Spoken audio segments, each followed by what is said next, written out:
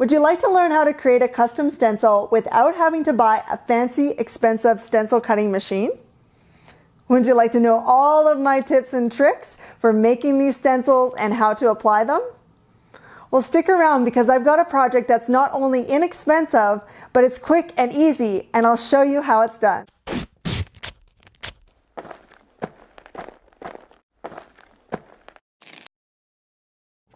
Hey, I'm Deanna. Welcome to my studio. In this video, I'm going to be making a custom stencil and then applying it to a front door mat to create a one-of-a-kind look. I'm going to share with you all of my tips and tricks and go through the whole process from start to finish. So make sure you stick around right till the end so you don't miss a thing. Let's get to the project.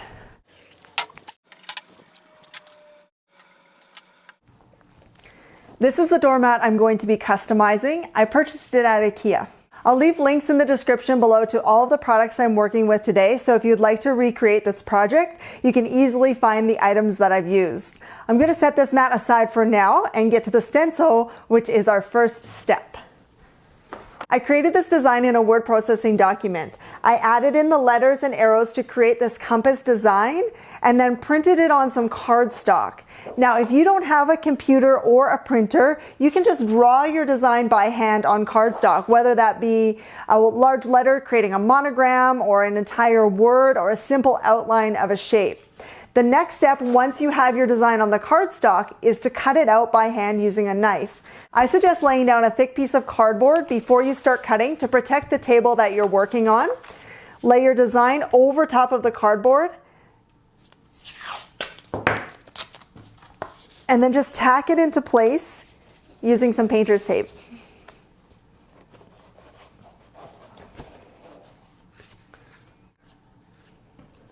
I've got an X-ACTO knife with a nice sharp blade, as well as a straight edge to help keep my straight lines nice and crisp. Take your knife and just simply cut along the edge of your design.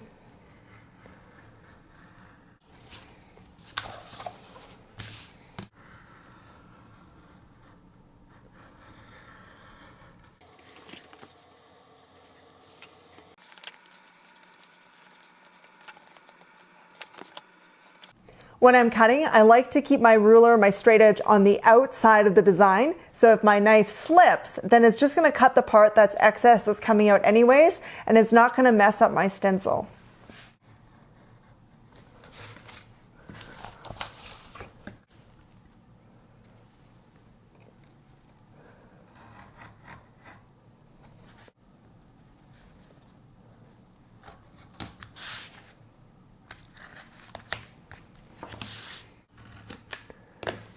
As you can see, this step is a little bit tedious, and the more complex your design, the longer this will take. So keep that in mind when planning out your overall design.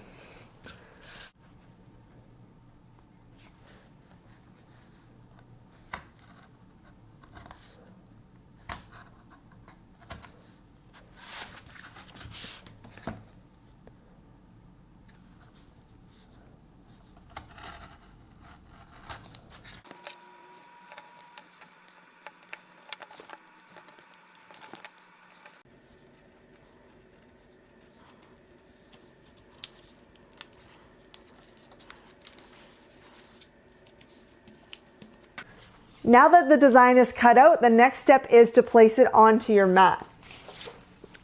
I've decided that I want the design just to go at the center of the mat. So the first step is just to see, is the design actually centered on my piece of paper? You can just take a quick measure on all sides and see if you've got even spacing.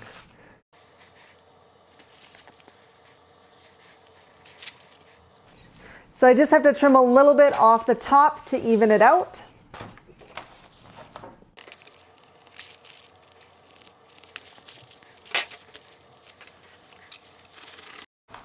Now that the design is even on the page, I can find center of the mat and then center of the paper and line the two up.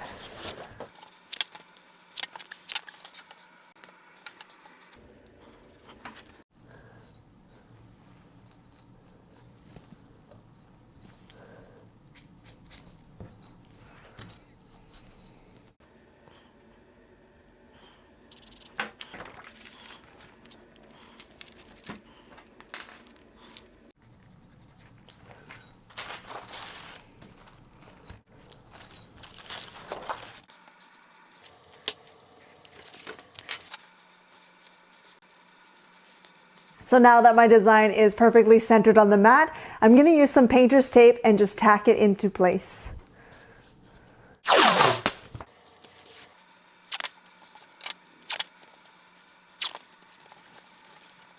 The final step is to apply the paint through the stencil. I'm going to be using Folk Art exterior paint in a sapphire blue color. I chose the exterior because this is an outdoor mat, so I want it to be good for all weather conditions.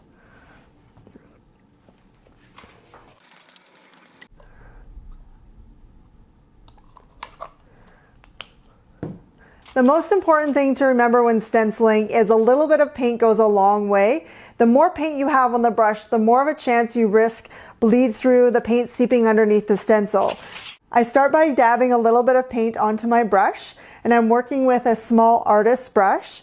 And then I have a paper towel sheet where I tap the brush to offload some of the excess paint. And this is going to help to prevent bleed through. Use an up and down pouncing motion to apply the paint. Place your hand directly beside the area you're going to be working to hold the stencil in place.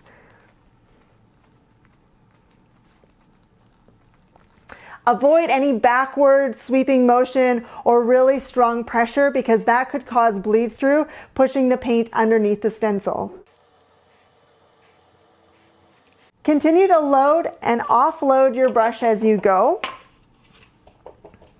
And I find that it's better to do a thin layer rather than a big thick one where it bleeds through, because you can always come back and add more paint if you do need more coverage.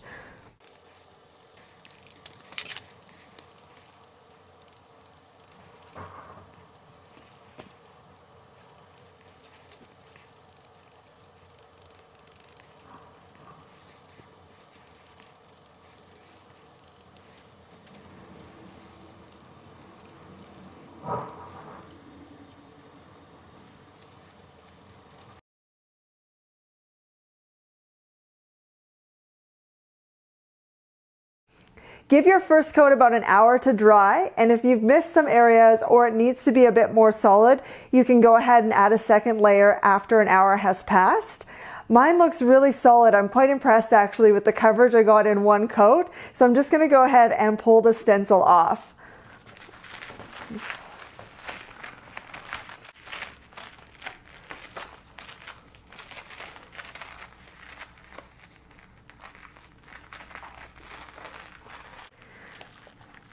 And the stencil actually held up pretty well, so I could use this again, probably just one more time if I wanted to repeat the pattern.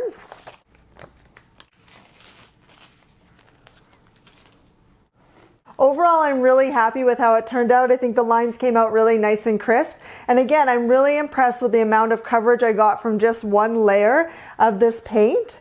Now, the product does recommend about 48 hours dry time before you set this outside, but I'm going to take it outside right now just to see how it looks.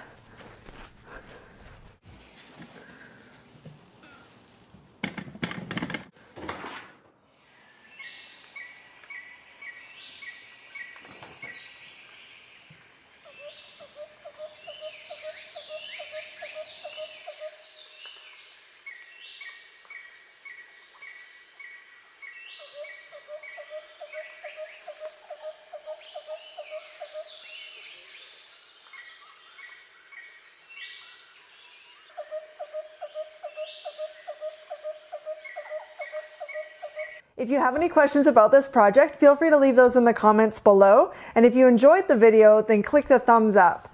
If you're interested in learning more do-it-yourself project techniques, then consider subscribing, and remember to click the notification bell as well, because that's how you'll be alerted every time I upload a new video.